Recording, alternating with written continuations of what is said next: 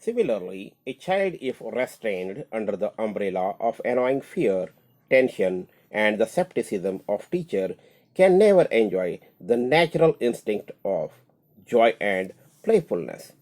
A world full of rigid codes of discipline will ruthlessly take away the beautiful spring, the childhood days of a person's life.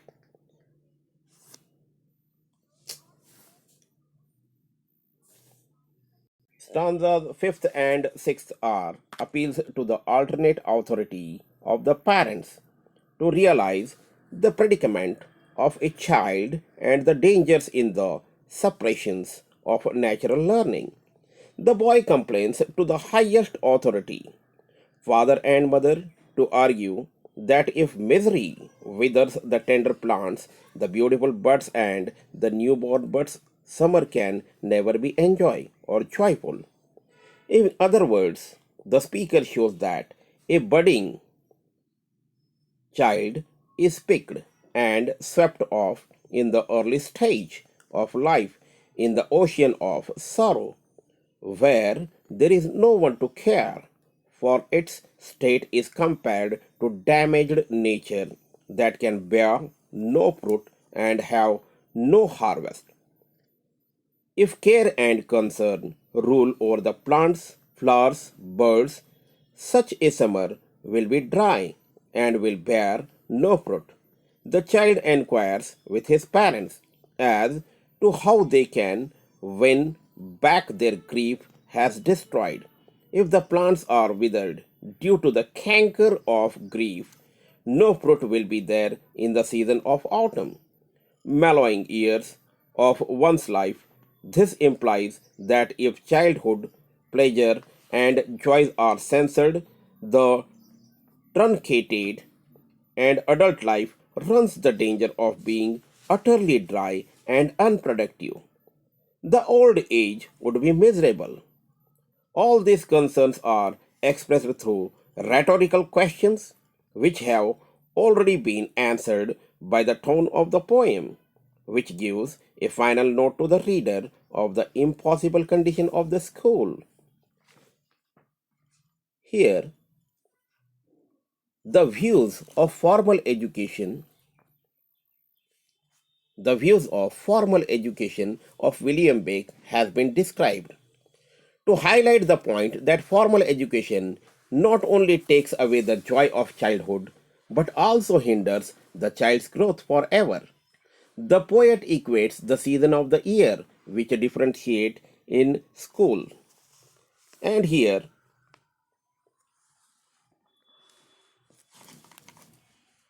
hinders the growth forever. The poet equates the season of the year with different stages in life. He points out that what happens if child has its impact on adulthood and old age. He questions as to how there can be growth in summer if the buds blossoms and plants themselves are destroyed in spring. If summer is bereft of fruits, naturally one has no defense against the blast of winter. In other words, the poet tells us that a happy childhood makes adulthood and old age pleasurable. But if the childhood itself is devoid of joy, there is nothing to look forward to in adulthood and old age.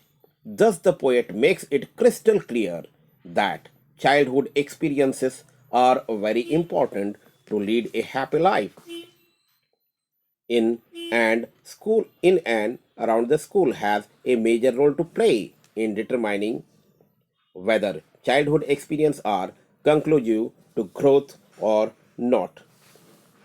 Here, he says, according to the poet, the formal education curbs a learner potential.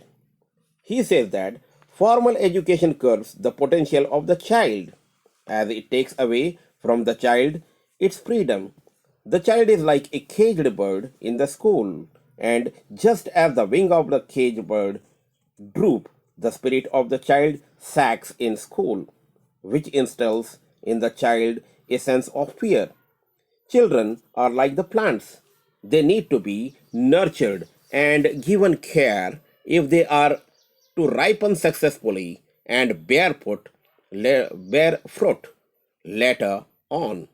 If children are not allowed to have natural childhood, which is spent in playing freely among the natural things, hills, meadows, lambs, birds, etc., when they will wither before they can blossom into mature adults, spring stands for new growth, and that is why the poet uses the metaphors of the spring to argue that the school does not allow spring to flourish.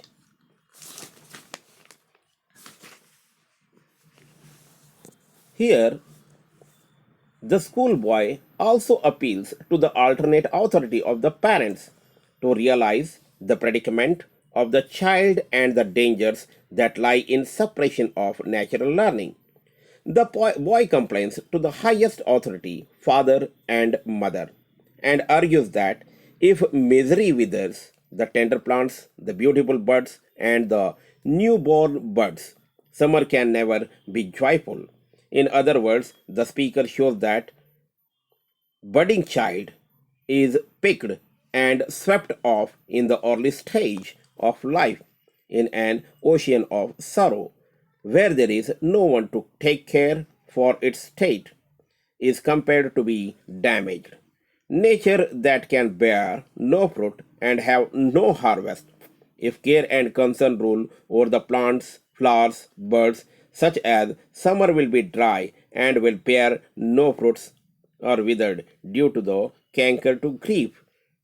No fruits will be there in the season of autumn, mellowing years of one's life. This implies that the childhood pleasure and joy are concerned and truncated. The adult life runs the danger being utterly dry and unproductive. The old age would be miserable.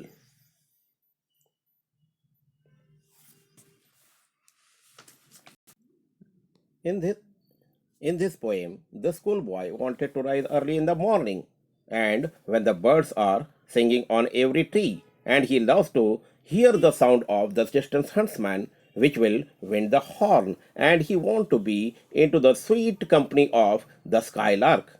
As the skylark is singing in the trees there, he too want to sit there, want to enjoy the sweet company of this bird. But going to school on a stubborn morn, it drives the boy's joy away because he has to sit under the cruel eye which has been outworn. Here, the cruel eye is referred for the teacher as well as the authoritarian way of the school there. And here also, the little ones spend the day. He sits in sighing and dismay. He sits in drooping his shoulder. Here, sighing and dismay is referred for feeling of fear and discouragement there. And he was outworn. Outworn here referred to the authoritarian ways of the teaching here. And sitting here for a long time, he did not enjoy.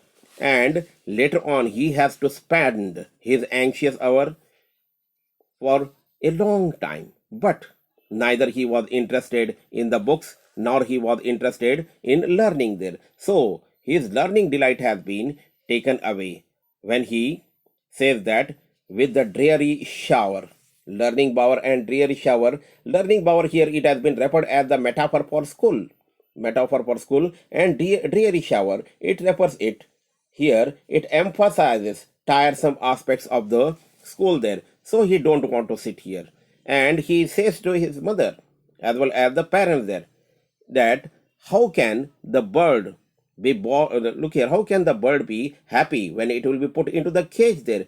A bird is born to fly, and whenever it will fly, it feels joy. And if it will be kept into the cage, it will be in sorrow. It cannot sing a song there. And always here it refers for the youthful spring. Like that, here the cage has been referred for the school.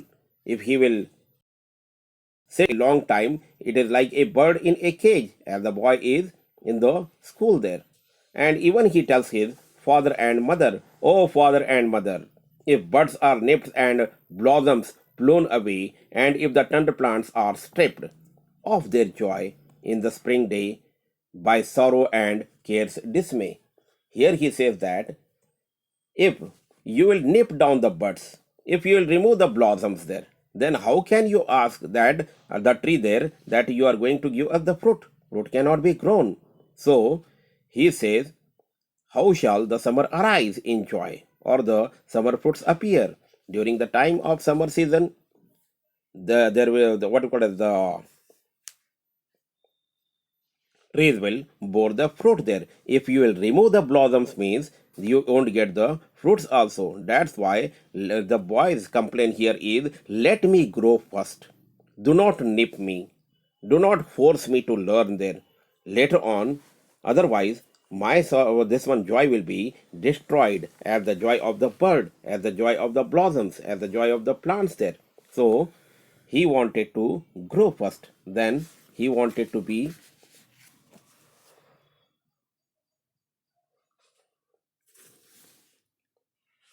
he wanted to enjoy the environment. Thank you, one and all.